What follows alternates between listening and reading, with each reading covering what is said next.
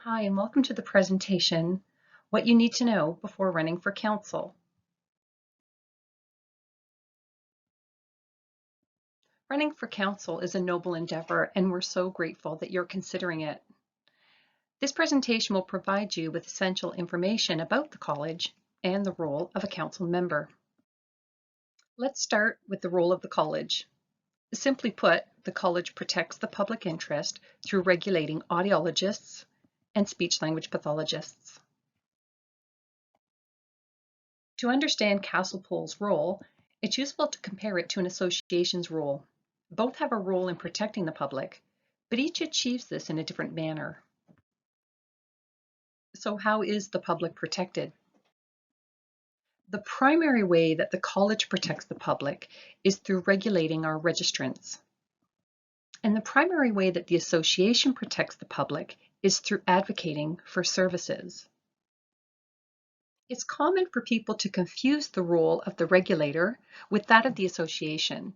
So here's some key differences. Regulators are accountable to the public and the government. They protect the public by regulating their registrants. And they have mandatory quality assurance programs in place for registrants, as well as a mandatory complaints process. Associations, however, are accountable to their members.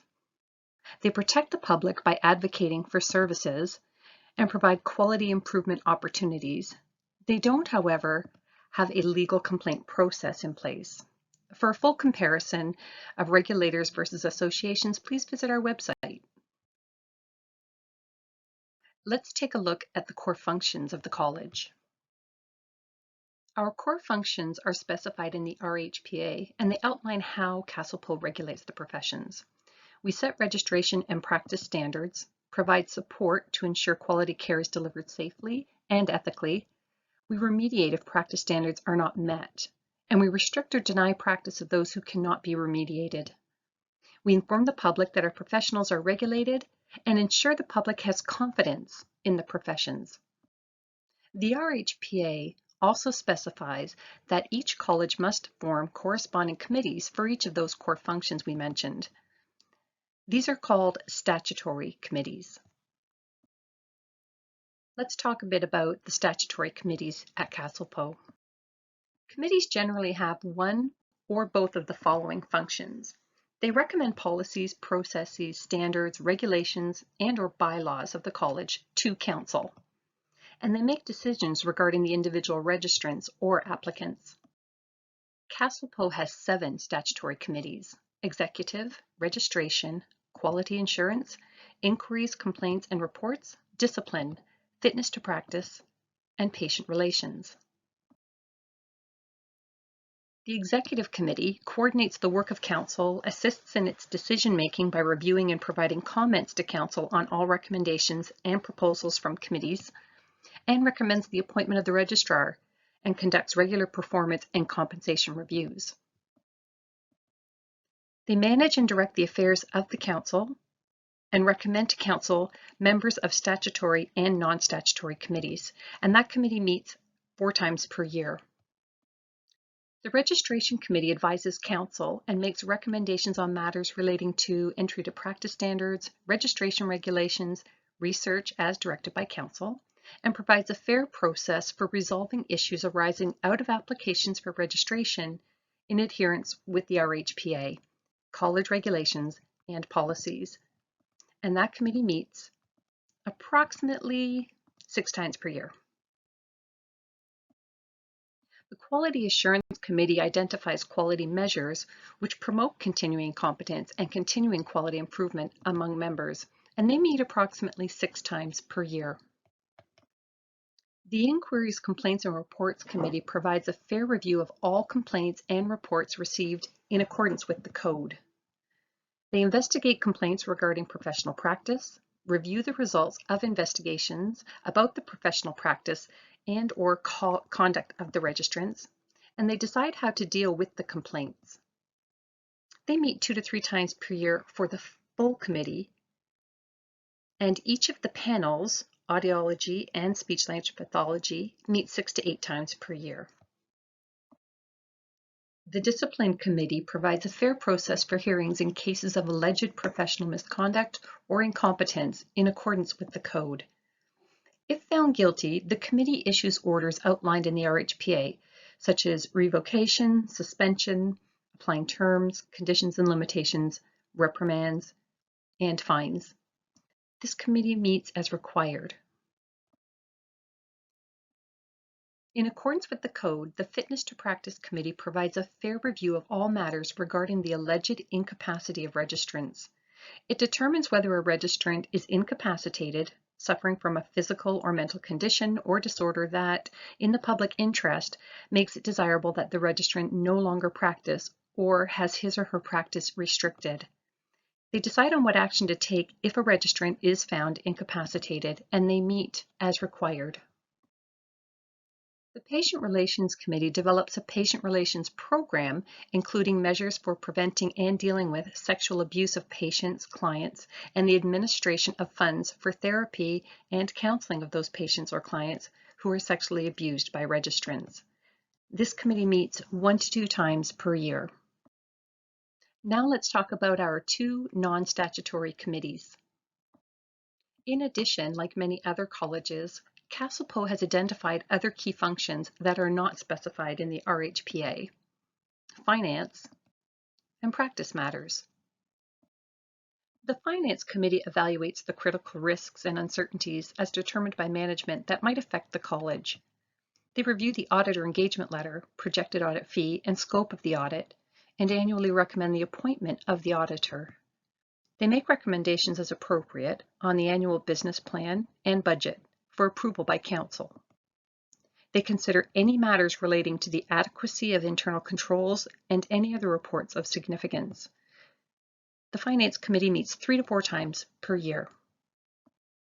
The Practice Matters Committee develops and monitors CASLPO's regulations, bylaws, practice standards, guidelines, and position statements that relate to SLPs and ODs with respect to clinical matters, professional practice, business practice, and interdisciplinary issues. They undertake an annual review of issues and matters affecting the professions, and they report to Council on these issues and recommend policies and initiatives to address them. They meet approximately 3 times per year. Other responsibilities of the college. Council also has fiduciary duties. In essence, Council members always have to act honestly and in good faith with the best interests of the organization. So, for example, identify and declaring conflicts of interest. Decisions of Council must ensure that the organization is financially stable, that the core functions are not at risk, and that the strategic plan is monitored. So the activities of Council include things like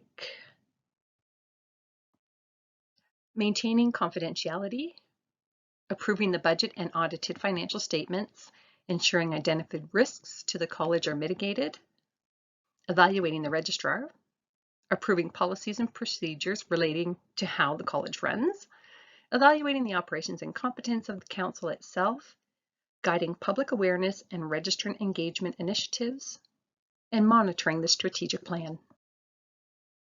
Council and college staff. The principal role of Council is to provide policy direction in keeping with the college objects. Council members bring individual perspectives to the collective decision-making process that has, at the forefront, protection of the public interest through effective regulation of its registrants. The Council is the decision-making body. It's made up of 16 to 18 members, 8 to 9 elected registered professionals representing 6 districts, 6 to 7 public members who are appointed by the Ontario government, and 2 selected academic members from a faculty of audiology or speech-language pathology of a university in Ontario.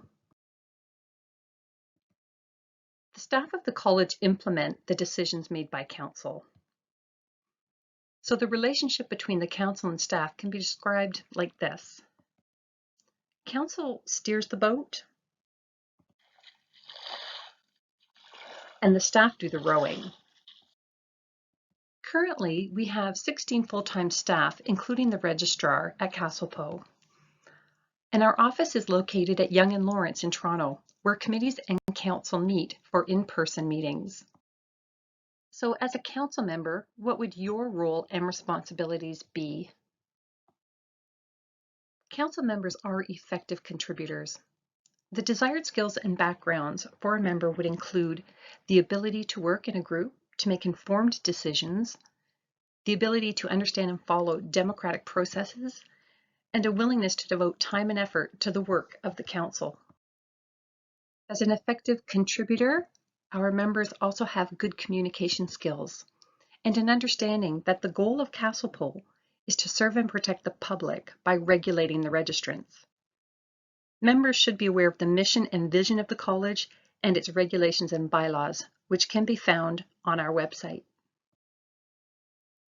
All members of council and non-council members have general responsibilities when participating in any council activity, which includes preparing for meetings, confidentiality, conflict of interest and bias determination, and speaking with one voice. Okay, maybe not that voice.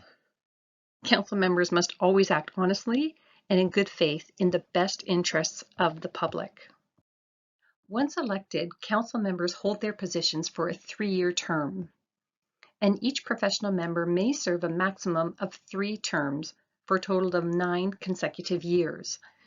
And council members also serve on committees that consider projects that further CASLPO's strategic goals. Serving on council can involve a significant time commitment, which you need to consider. All council members are typically appointed to 3 or 4 of the 9 committees we discussed earlier. And council meets 4 times per year for a full day, and each committee meets anywhere from 2 to 7 times per year, depending on the committee. Some meetings are half-day teleconferences.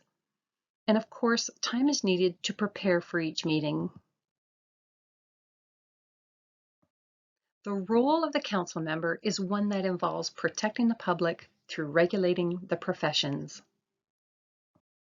That means whatever project you become involved in, whatever committee you serve on, you must always realize that your work is about enhancing registrants' practice to protect public interest.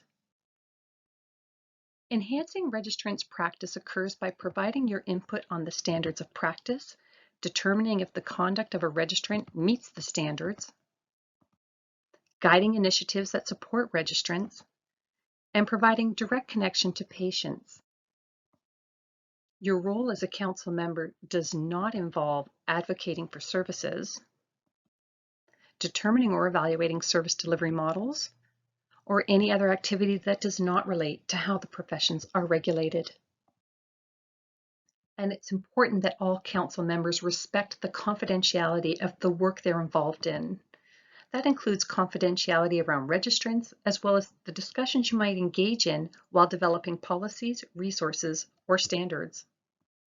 So essentially, you have to take your professional hat off and put your regulator hat on.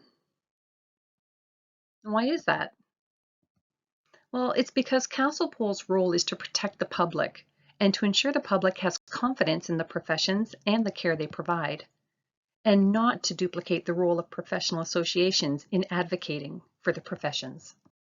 To find out more about how the college operates, please review CASLPO's Guide to Governance, Principles and Practices, which you can find on our website under Registrants page in the tab Working with the College. Thanks so much for reviewing all of this information and learning about the roles that the college, its council, and members play in protecting the public through the regulation of audiology and speech-language pathology professionals in Ontario.